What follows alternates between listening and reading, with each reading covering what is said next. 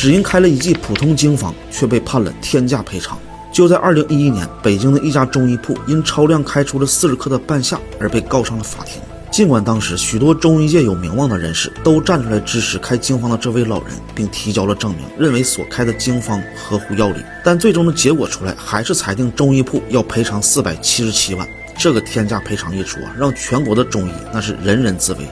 几乎再也没有几个人敢开经方。这里就有个冷知识，什么叫经方？说太复杂了，大家不理解就记住，都是古代中医传承下来的。优点呢就是好用廉价，缺点呢就是因为太廉价了，几乎赚不到几个钱。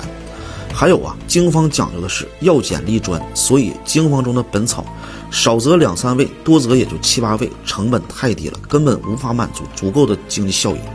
没花几个钱，人的病就治好了，也不是资本想看到的产业链呢。其实在以前，中医的眼中认为不变的核心主干就是经方，经方兴则中医兴。但是此天价赔偿一事已经没有多少人愿意开了，也不敢开了。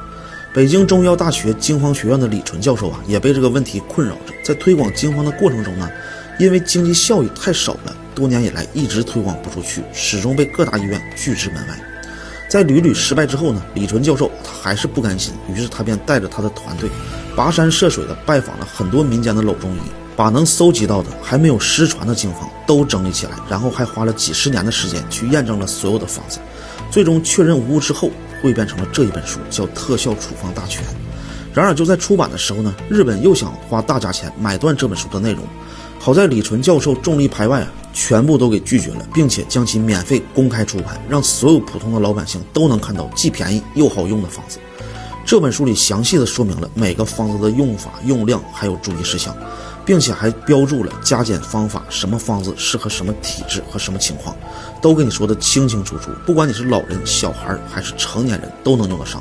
不管是哪里不舒服、不自在，只要你翻开这本书都能像查字典一样轻松找到对应的方法。就算你是70多岁的老人，只要能识字，也能轻松的学会。